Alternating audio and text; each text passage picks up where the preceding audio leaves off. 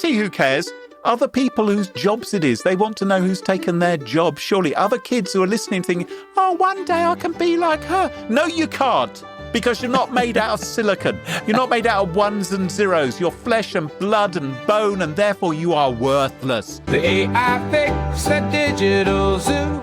Smart machines, what will they do? Flies to Mars or bake a bad cake? World domination, a silly mistake. Bots with brains. Hello and welcome to episode 52 of the AI Fix, your weekly dive headfirst into the bizarre and sometimes mind-boggling world of artificial intelligence. My name is Mark Stockley. And I'm Graham Cluley. Now, Mark, we've had some big news because, of course, last week we announced the AI Fix Plus, the way in which people can sign up for ad-free episodes. And I have to say, well done, folks, because a number of you have already signed up. Thank you so much. And you know what I think is particularly fantastic, Mark? Some of these people who've signed up have quite peculiar names. Do you think they're using their real names? I don't know whether these names are AI generated. Let me just give you a handful of the people who've already signed up. We have somebody called Brie. Oh. Obviously. Famous French cheese. And there's also Julian, which of course is a great name for a French chimpanzee, as in Julian Assange. We have Tepotastic, which sounds like, I don't know, I'm imagining someone who's shaped like a kettle. Butterfly, oh, that sounds lovely, doesn't it? Some of you, however, got boring names. Kenneth, Mark, Jamie. Jamie was our very first supporter. What's wrong with Mark? Well, Graham. Where do I begin?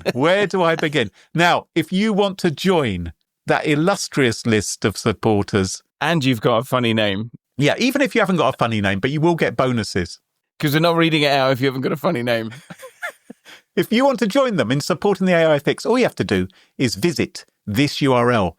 Go and get your pens and paper. It's theaifix.show/plus. That's right, we have a domain name ending in .show. theaifix.show/plus. And basically it costs you the equivalent of a cup of not that fancy coffee every month, and you will get ad-free episodes and our undying love. In fact, you might even be able to get yourself a high five, virtual or otherwise, from us if you encounter us. If you say, here's what I'm going to offer, Mark. I don't know about you. If someone comes up to me and says, I support the AI Fix, I'm going to give them a flipping high five. Seriously, we know times are hard for many of us, but we really appreciate each and every one of you for listening, whether you're able to support the show financially or not. But the truth is that we do appreciate those who give us some money the most. Let's be honest about it. But anyway, on with the show. Mark, what are you talking about on today's episode? I'm going to be talking about pop, soda and Coke. And I'm going to be hearing from an AI hip-hop DJ. But first, the news.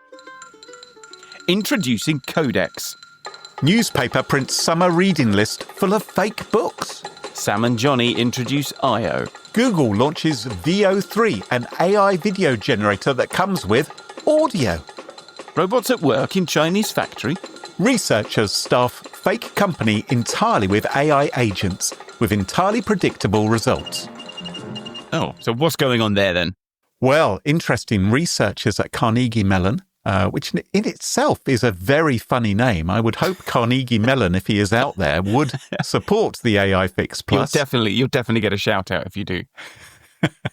They decided to staff an entire fake software company exclusively with AI agents to see how it got on. So what they did was they took AI tech from the likes of Google, OpenAI, Anthropic and Meta, and the result, you'll be surprised to hear, was a complete and utter balls up. Oh. So this company, this business they built called The Agent Company, it assigned tasks ranging from navigating file directories to writing performance reviews. And these AI agents weren't very competent. Mm-hmm. So they measured the competence level of the different AI agents. So Anthropic's Claude 3.5 Sonnet, it completed a whopping 24% of its tasks successfully. I'm just listening to this thinking, have these people spent any time measuring human performance inside actual companies? 24% sounds really good to me. It doesn't sound that bad, does it? No. Anyway, Anthropic Claude, it gained itself the gold star for mediocrity. Google's Gemini 2.0 Flash, that managed 11.4% success rate. And Amazon's Nova Pro version 1, well, it frankly, it didn't even bother to show up for work. I mean, it only scored 1.7%. What it did was it phoned up and went, I'm not feeling very well today, boss. So highlights of these agents and their performance included one agent which, when unable to find the right person to ask a question of on the company chat group, simply decided to rename another user on the chat group to the intended person's name. And so that way I was able to speak to them. What's your problem with that, Graham? It's thinking outside the box.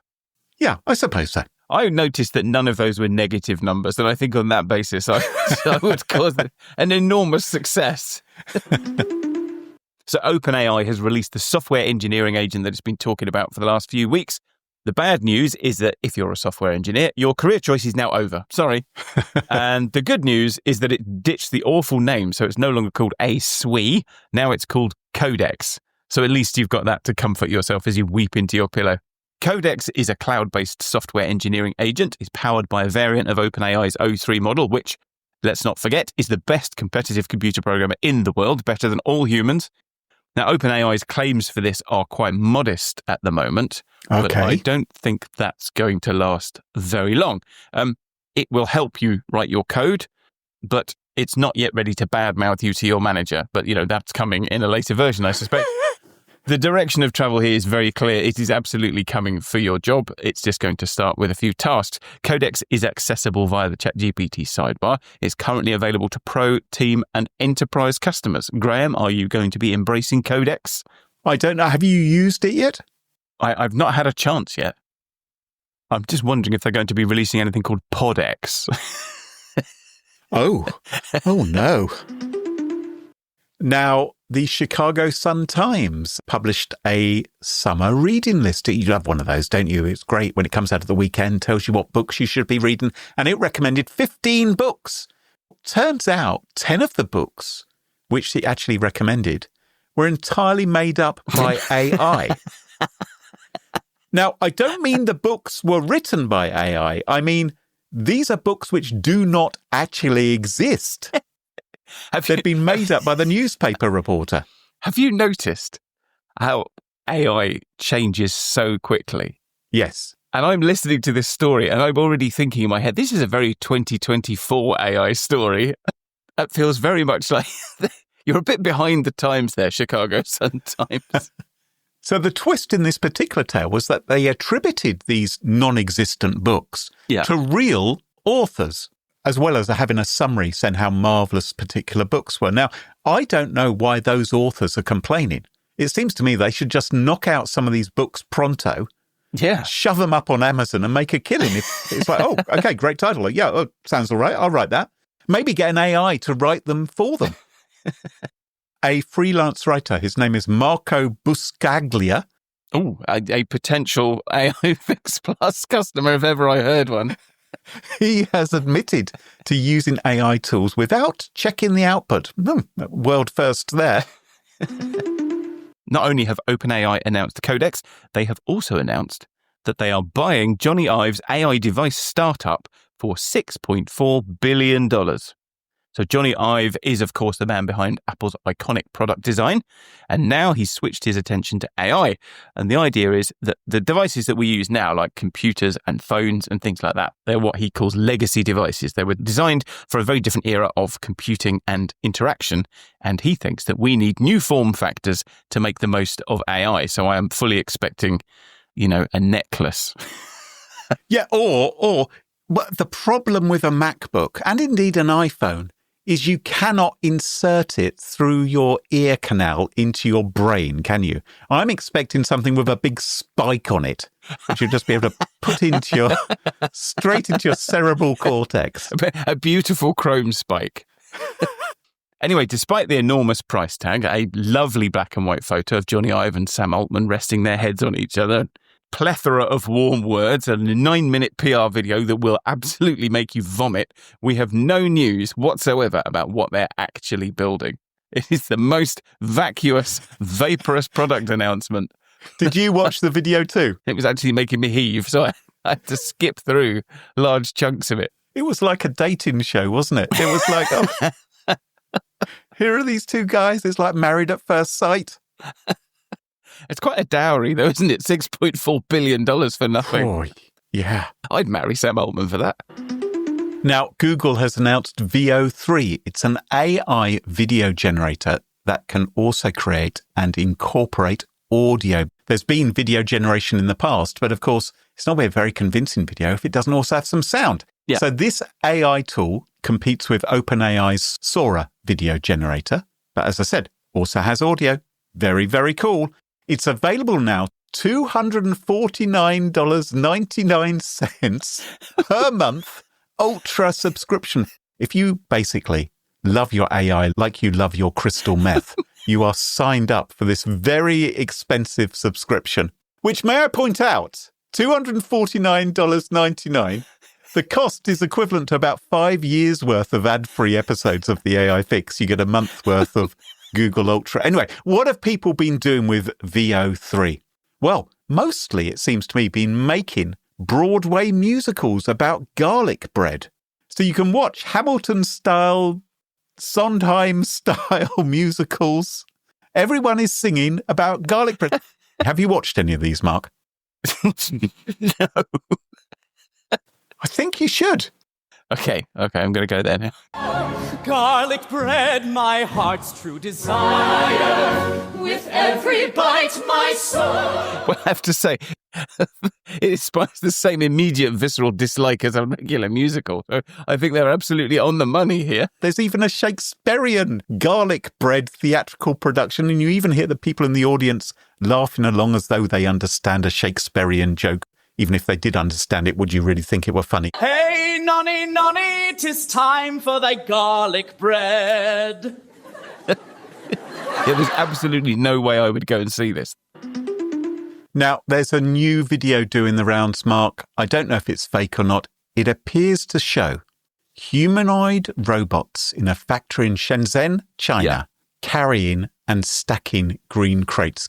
Look, I consider you my deep fake expert. Can you take a look at this video and tell me, is this real or not? Okay, so we are looking at something that looks like a factory floor. Yep. And some sort of doddery, stumbling robots that have all the agility of Joe Biden are picking up empty green crates and putting them on conveyor belts that go off to nowhere. So, is this the business that Carnegie Mellon put together? Is it real? And are you impressed? I don't think this is real. What do they do? What is the purpose of stacking empty green? This is like the most complicated way of moving a series of green crates from one place to another I have ever seen in my life. You've got no vision, have you? This is why OpenAI hasn't given the AI Fix $6.4 billion. They're not merging with us because of our lack of vision. Basically, there are stacks of green crates which have been put about 10 feet away from these conveyor belts, and the most expensive humanoid robots in the world, which have been entirely over-engineered for the task of moving a green crate 12 feet, are just tottering backwards and forwards. And I can't help thinking, why didn't the person who put the green crates 12 feet away from the conveyor belt just put them straight to the conveyor belt? They could have saved themselves about $500,000 in robots. The point is they're developing generalist robots, right? Yes. They're trying to create robots which can do all manner of things. Of course, a little R2-D2 style robot would have been much more effective at moving the crate from one place to another. Yeah, or just a longer conveyor belt. Yes. Well, these robots, they're not very fast. Whether they're deepfake or not, I'm not sure. But I don't feel right criticising it because they're not very fast. I worked as a teenager on a factory production line, not for very long, only for an afternoon. I wasn't very fast either. Presumably they don't stop for lunch or complain that they're not being paid enough and then cycle home to their mum in a huff. But you know why they're so slow, don't you? Why is that? If a robot turns up and it's a bit quicker than the others, all the others will turn on it and tell it, we've been here 30 years, mate. Slow down. You're not impressing anyone. It's like union regulations. Exactly.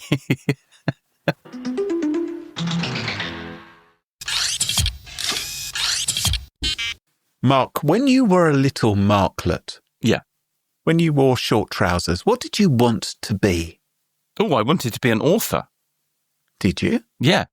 I thought I would write books and draw the pictures because when I was that old, all the books I read had pictures in. So I thought you had to do both.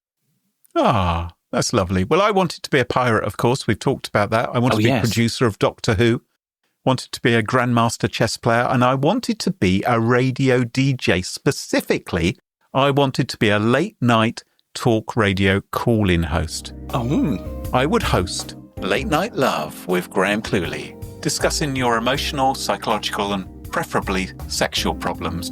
Just call in. Anything salacious. And we'll deal with it on air. I thought that'd be wonderful. What a great job, I thought. Sadly, those dreams never came true. I don't have my own late night call-in show. Maybe that's a good thing. I'm just a mere podcaster, as if the world hasn't got enough of those. Radio's loss is podcasting's gain. I still dream that I could have had my own radio show. Yeah. But is radio, like plumbing, a safe career to enter in this age of AI? Last October, back in episode 24, I think it was, we described how Radio Krakow in Poland had got itself into a spot of bother. Oh, yes. It fired a whole bunch of presenters and replaced them with AI-generated hosts instead. It turned out the public weren't happy. The station said, it was just an experiment. They said it was just an experiment when everyone switched off their radio and the advertisers got upset. It was only meant to last 3 months, but we've experimented enough now, so we've stopped, and we're rehiring all those people that we fired. Never imagine an idea is so dumb that someone won't try to do it again. Because let me take you down under to Sydney, Australia, where an ARN radio station, that's the Australian Radio Network, a station called CARDA, has been accused of trying to pull the wool over listeners' ears by using the services of an AI-generated presenter. Let me introduce you to Thigh. Playing on Cater in 2 minutes is The Weekend, and then Lisa teaming up with Ray for Born Again. It's Selena Gomez at Cater. She presents a 4-hour show each weekday playing the hottest tracks from around the world, curated by our music experts. These are the songs that are charting or on the cusp of blowing up. Hear it first with Thigh, so you can boast your friends and say you were all over it first. That's my radio voice. That's very good, actually. Thank you. Now, Thigh... I mean, good for, like, the 60s. Thigh, T-H-Y, probably stands for totally human, yeah? Doesn't appear to have a last name. She also, unlike the other presenters on this station, she doesn't have a biog. There's no biography for her. Why does she need a biog? She's like 21st century, man. She doesn't have any kind of career history. Is there a picture of her with green hair? No. She hasn't got green hair. No sort of William Gibson element here. But she has been investigated by a journalist called Stephanie Coombs. And Coombs is a bit of a skeptic. She writes for a publication called The Carpet, which is not the trade publication of the shag pile industry. I don't know why it's called The Carpet, but she has deduced that Thigh is an AI-generated radio host, cooked up by the folks at ARN using 11 Labs voice cloning tech, as if anybody would ever have used 11 Labs voice cloning technology. Ha ha ha ha. Ha. Graham 3.0. And here's the bizarre thing. She says the radio station have based this voice upon a real woman who, brace yourself, works in their finance department. That's right. They didn't even clone a DJ or someone from, say, I don't know, the music industry. Instead, they cloned the voice of someone whose day job is spreadsheets and budget forecasts. Now, I've met accountants. I've met financial advisors. These people are not the best candidates for a boy band. These people are not called Thigh. No, they're not. These people are called Graham and Mark. Yes, we are totally perfect accountants.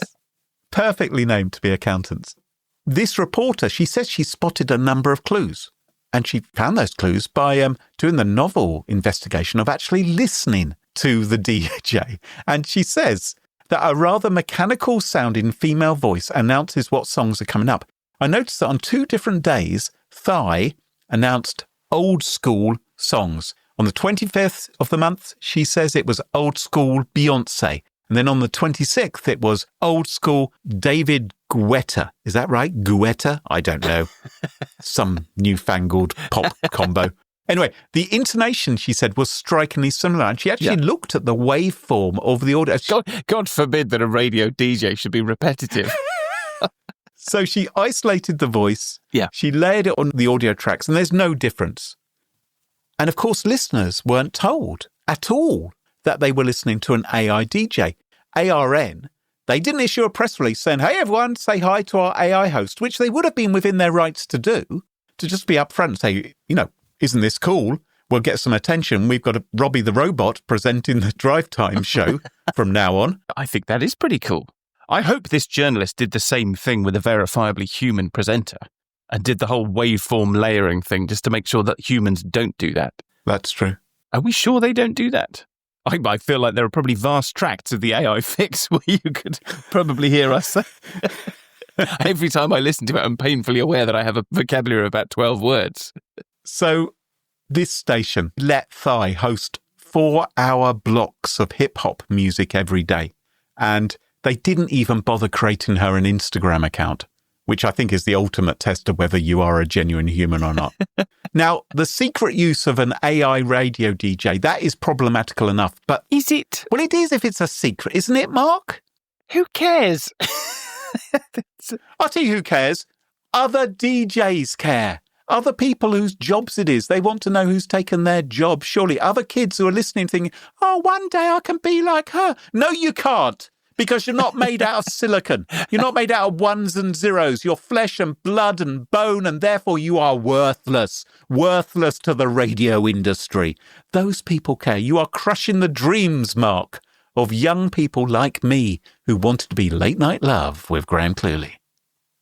Anyway, that was problematical enough. But as I said, things got worse. Because, they made Thai appear to be a woman of Asian heritage.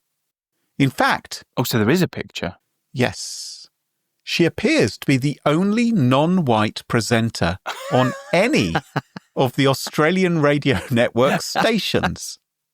So, well done to them for appearing diverse, not so good in terms of genuine diversity. So... while genuinely diverse broadcasters can't get airtime, ARN decided to generate one digitally. Yeah. Presumably, diversity is easier to do digitally than go to the trouble of actually hiring someone who isn't white. Now, some said this was potentially a bit tokenistic. Maybe this wasn't actually as inclusive as the radio station perhaps hoped it might be perceived to be. Equal rights to AI, maybe. They'd say, look, we are being diverse. Here we've got someone who isn't actually a human. How forward-thinking of us to do this.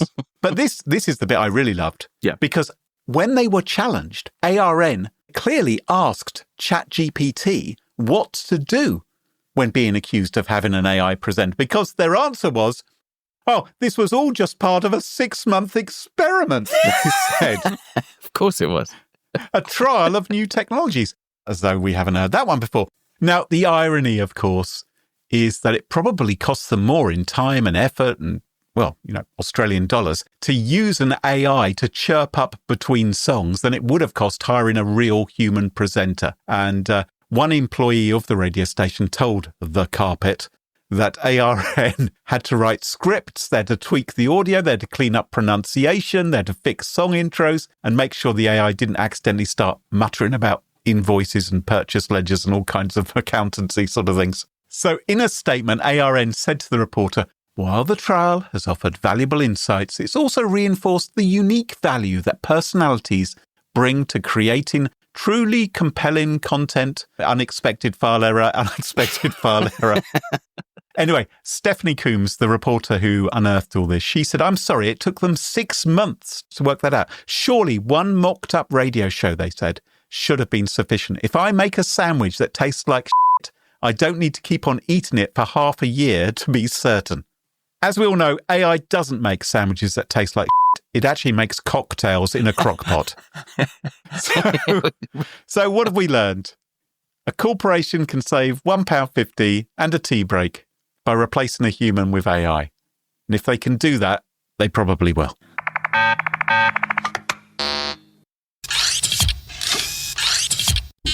I thought we'd talk about words today, Graham. Okay. So you're a man of words. Obviously, you speak English. And I imagine you've been to the USA a few times. Yes. And you may have noticed when you were there that they speak English too. No, I haven't noticed that. No. Quite the opposite, actually. They seem to speak American. They've drifted somewhat from the King's English over the years, it's true. Yes. They've picked up a few quirks. But the USA is so big that its version of English hasn't simply grown apart from the mother tongue. It's also grown apart from itself. And different words now have different meanings in different parts of the country. Oh? Famously, you can divide the USA into 3 fairly equal parts just by the way that people describe a carbonated beverage. So if you're in California, Oregon, or New York, basically, if you can see an ocean and you vote Democrat, and it's a hot day and you fancy something cold that's full of corn syrup and bubbles, you would order a soda. Right. But that wouldn't cut it if you moved inland. By the time you get to Minnesota, roughly in the middle, you've left the world of soda far behind, and you are now deep into pop territory. They actually call it pop. Yeah. And if you move south, the lexicon changes again. So as you enter southern states like Texas or Georgia, pop and soda give way to Coke, which in those states doesn't refer to the brown carbonated beverage Coca-Cola. It refers to any carbonated beverage. So it is the equivalent of pop and soda. Oh, really? Yeah. Oh, fascinating.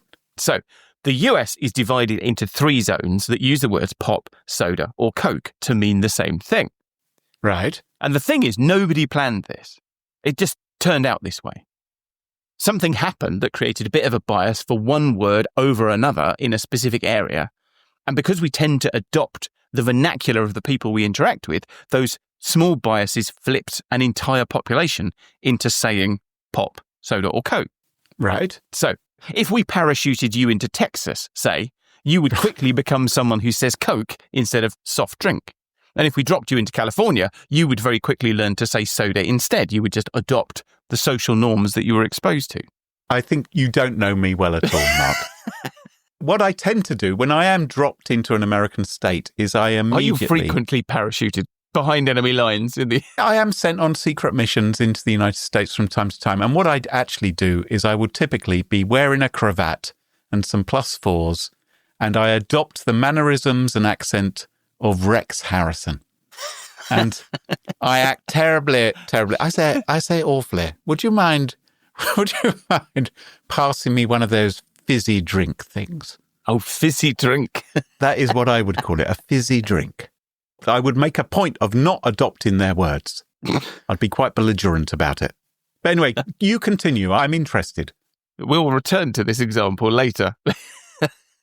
But anyway, what I'm describing is an example of a social convention, which is an arbitrary and unwritten behaviour pattern shared by a group.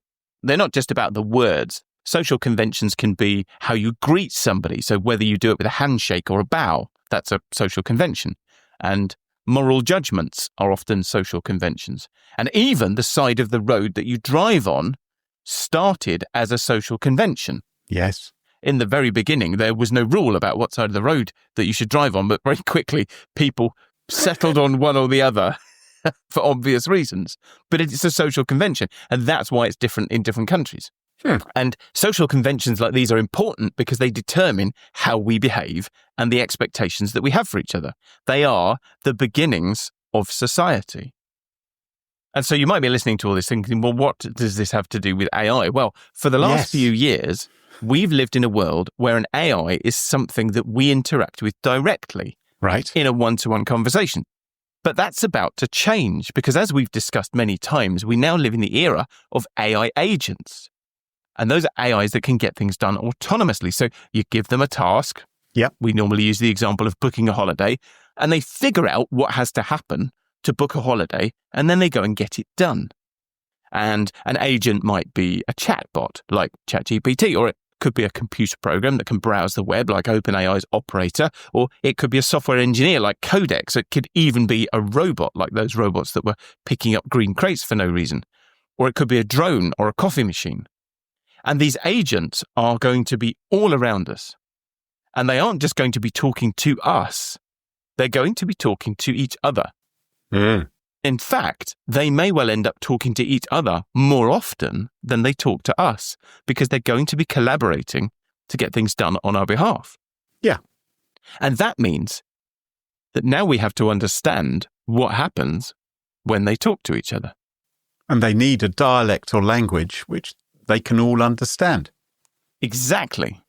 And to improve our understanding, a group of researchers recently concluded a study that looked at whether social conventions like saying soda or pop emerge spontaneously in populations of AI agents. Oh. And they do.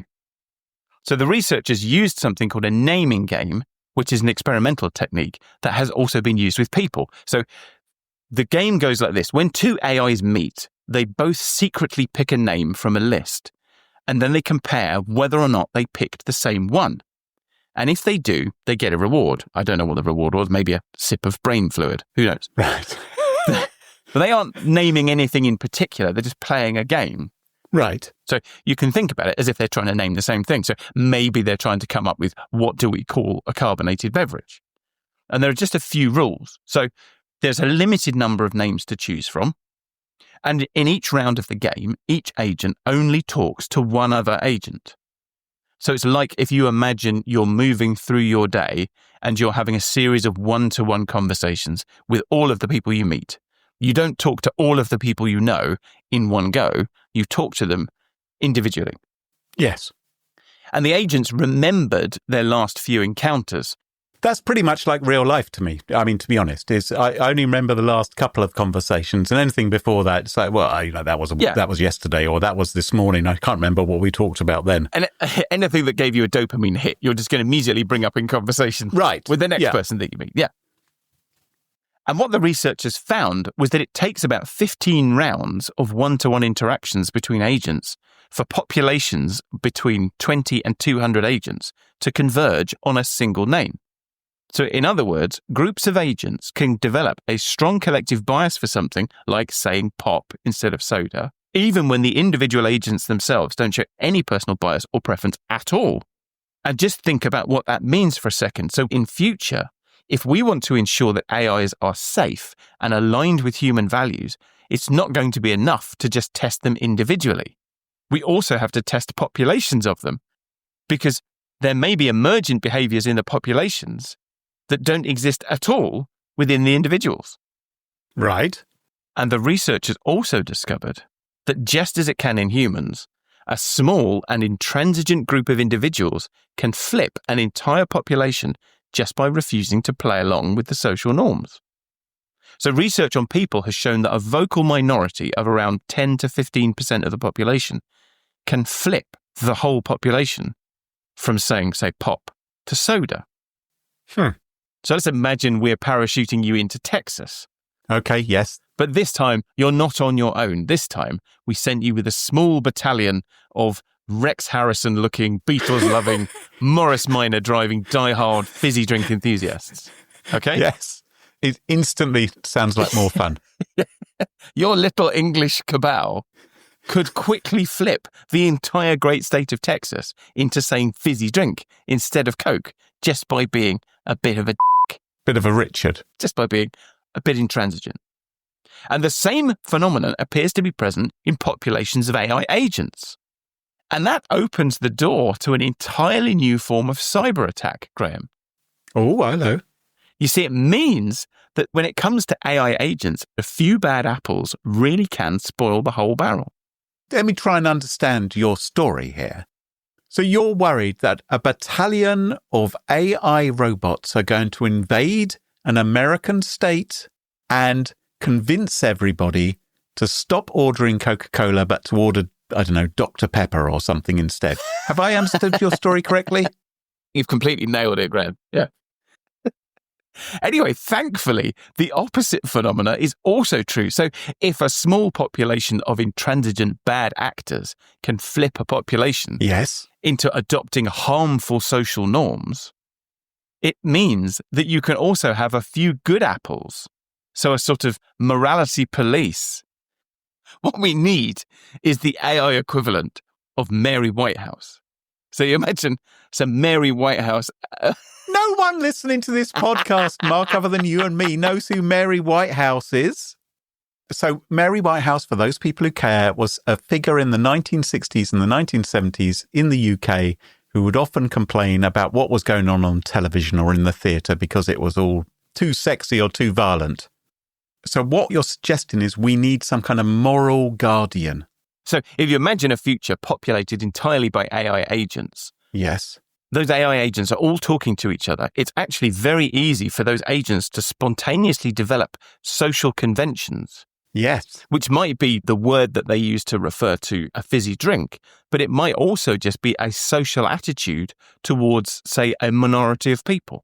Right. Because without there being any plan or any individual bias within each individual AI agent, the population as a whole, just through random chance and random interactions, can very, very quickly flip towards adopting a strong bias towards one thing. Right. And so in order to keep them on the straight and narrow, we now have to focus not just on how do we keep individual AIs safe and aligned with what we want. We have to worry about populations of AIs, because the population of the AI, it's like the wisdom of crowds, behaves differently than the individuals. The individuals themselves are not a good guide to the behavior of the entire population. Okay, you've used the example of fizzy drinks here. Yes. But this actually sounds to me a bit more serious than that. This is potentially quite damaging to society, isn't it? Yes. Imagine a world where everybody says fizzy drink instead of pop. That's appalling. Oh no, that's all right. I'm all right with that. Well, as the doomsday clock ticks ever closer to midnight and we move 1 week nearer to our future as pets to the AI singularity, that just about wraps up the show for this week. If you enjoyed the show, please do leave us a review on Apple Podcasts or Spotify or Podchaser. We absolutely love that. But what really helps is just tell your friends about us. Tell them on LinkedIn, Blue Sky, Facebook, Twitter, no, not Twitter, Club Penguin, that you really like the AI Fix podcast. And if you want to support the show and get access to ad-free episodes, please consider becoming a member of the AI Fix Plus. Check us out on our website, theaifix.show, for details of that, or find us on Blue Sky. So until next time, from me, Mark Stockley, And me, Graham Cluley.